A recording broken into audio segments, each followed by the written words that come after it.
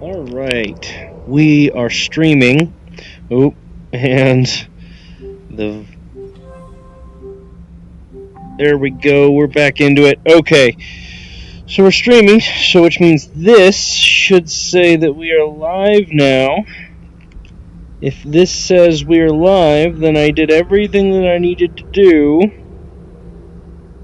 and we can go ahead and confirm that we are live. What if we refresh the page? Does it say we're live? Live. There we go. We can go ahead and confirm we can hear and our sound is good. What if we refresh the page? We need to go live. Access to. We're gonna go ahead and eat that, and we're gonna scroll down a little bit. And we're going to make chat a little bit bigger. There we go. Okay. Now we have chat up and running. We have the press conference up and running. And we're going to go ahead and be playing Half-Life Alyx. Hold on. What's going on? Why? Where did you go? Oh, do you have to be changed? Okay. We have to trash you. Oh, you're not gonna let me do that, are you? Man. I thought I had it figured out. There's no one here. It doesn't matter. There's no one here. This is all testing anyway. We're figuring things out. We're sorting through shit.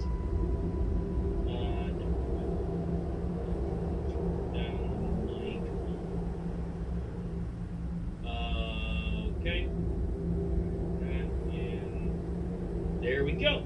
Now we are back.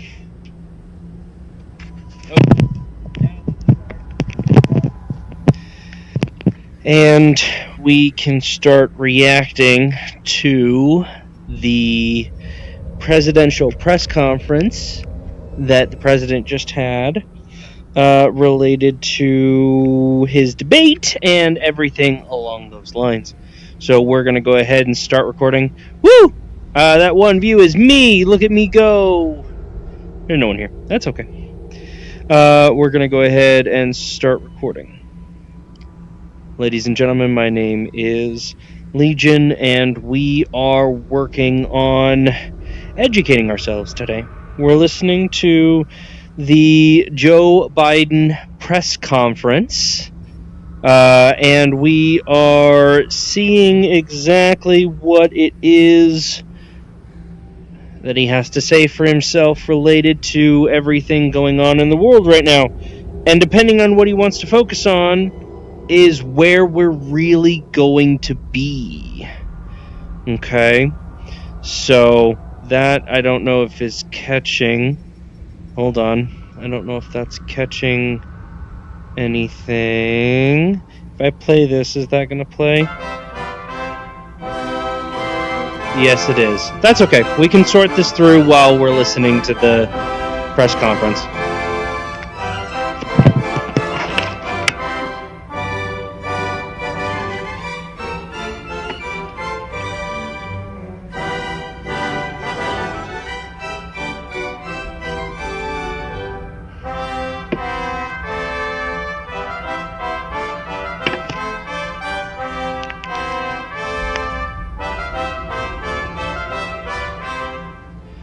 Is that working? No? Okay.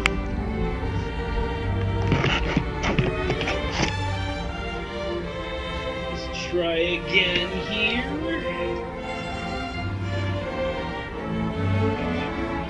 Oh, I've got the floor. I've got the floor. Looks like it's working.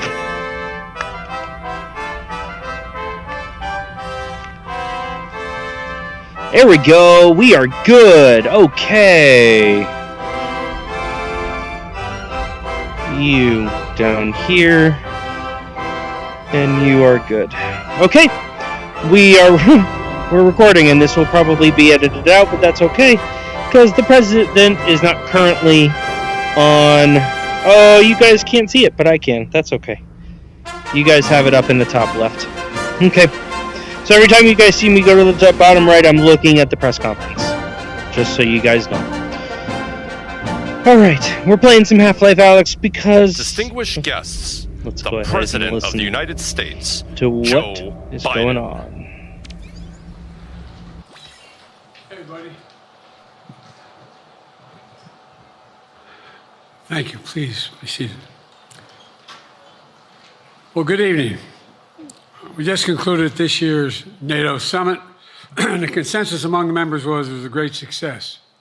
It was especially momentous because it represented the 75th year of the most important military defense alliance in the world's history of the world. We should never forget that NATO grew out of the wreckage of World War II, the most destructive war in history.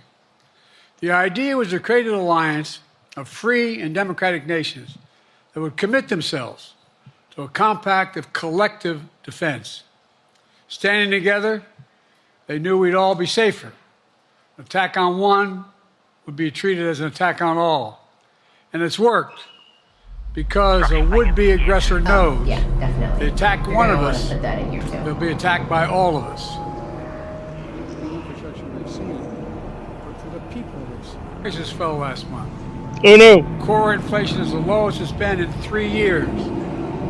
Prices are falling for cars, appliances, and airfares. Grocery prices have fallen since the start of the year. We're going to keep working to take down corporate greed to bring those prices down further. Meanwhile, Trump's calling for a 10% tariff on everything Americans buy, including food from overseas, vegetables, and other necessities. And economists tell us that would cost the average American working family another $2,500 a year. It's a tax of $2,500 a year. Second, our efforts to secure the border, our southern border, is working. After Trump killed the bipartisan effort to secure the border, Republicans and Democrats had worked on, because he thought it would benefit me and make him a loser, Republicans walked away. So I took executive action last month.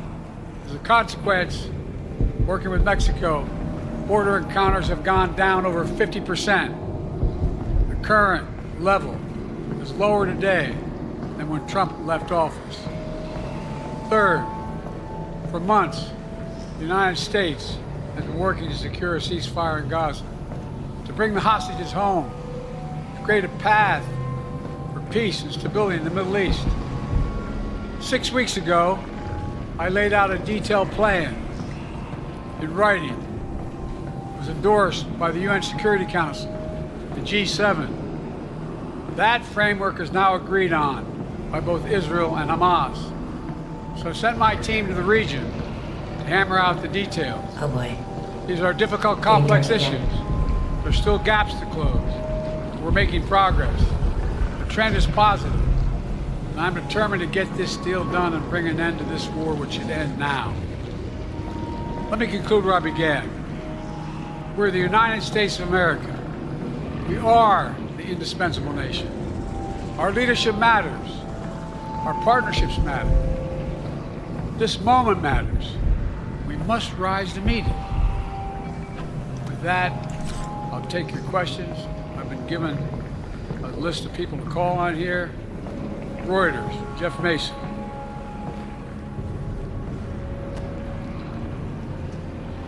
Mr. President, your political future has hung over the NATO summit a little bit this week. Speaker Pelosi made a point of suggesting that your decision on whether to stay in the race was still open. George Clooney and a handful of lawmakers have called on you to step aside. Reuters is reporting tonight that UAW leadership is concerned about your ability to win. UAW just endorsed me, but go ahead. Thank you.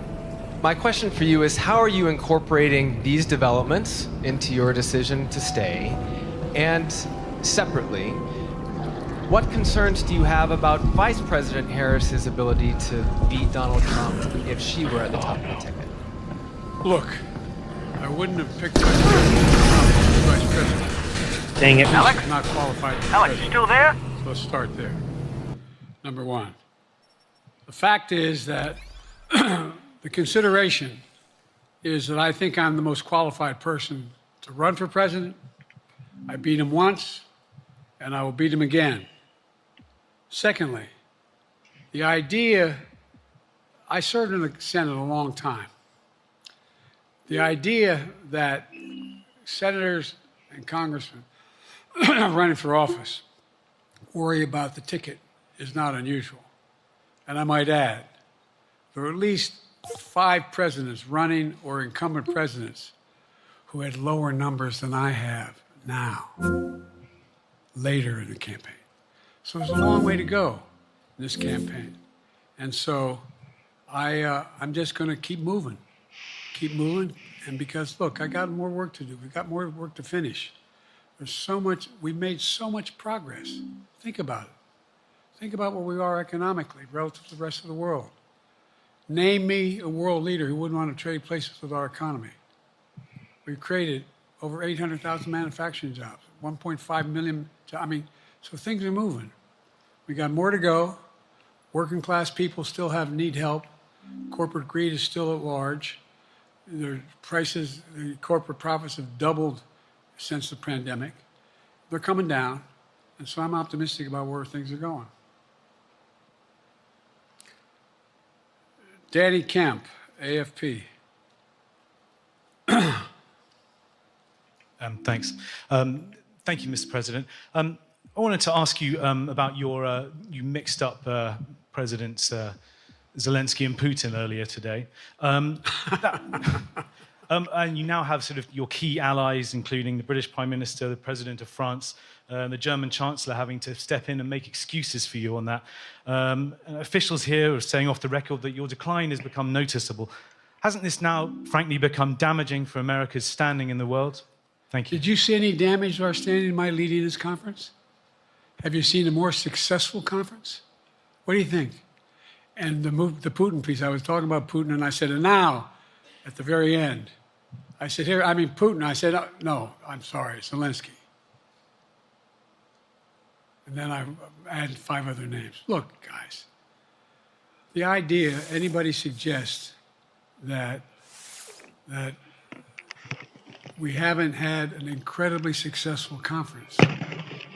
How many times did you hear in that conference, I know it sounds too self-serving, but other leaders, heads of state, in thanking me, saying the reason we're together is because of Biden, because Biden did the following.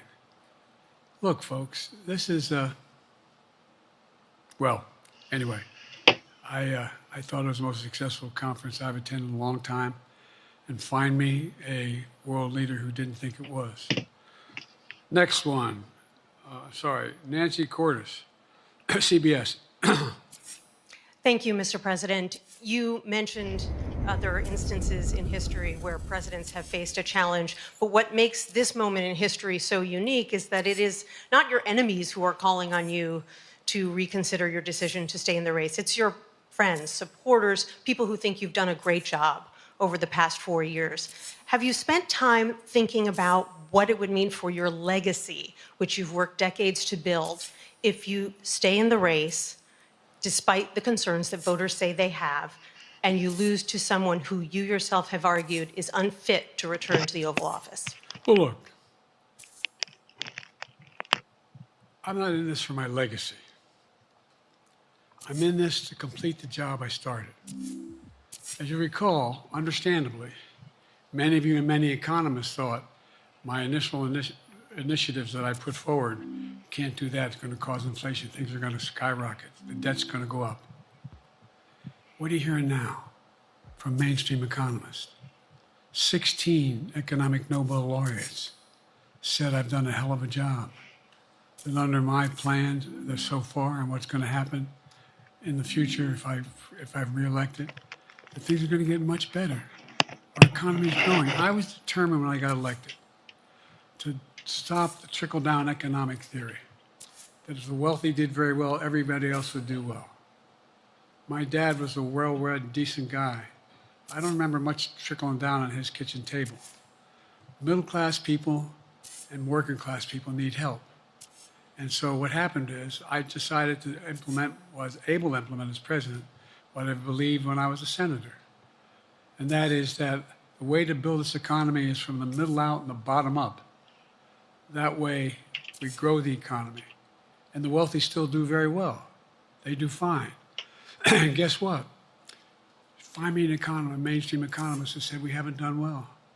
What have we not done that isn't working right now? And so we got more to do, though. We got to finish the job. And by the way, I come from the corporate state of the world. Delaware has more corporations registered in Delaware than every other state in the nation combined. I'm not anti-corporate, but corporate profits have doubled since the pandemic. Doubled. It's time things get back in order a little bit. It's time, for example, if I'm reelected, we're going to make sure that rents are kept at 5% increase. Corporate rents for apartments and the like and homes are limited to 5%. We're going to make a lot of changes that I've been talking about because we're going to continue to grow this economy. And by the way, remember how I got so roundly criticized for being so pro-union, not labor, union. Well, guess what? I've been the most pro-union labor president in history. Not a joke. And guess what? We had the Treasury Department do a study. When unions do better, everybody does better. Everybody does better. And we talk about how, for example, remember when we talked about getting the computer chip industry back in the United States? Used to be 40% of the industry. We invented the chip. 40% of the industry was in the United States. And former presidents decided that the best way to do it is find the cheapest labor in the world, send the product over there, and import what the product was. And so what did I do? I was told not to go over to Europe.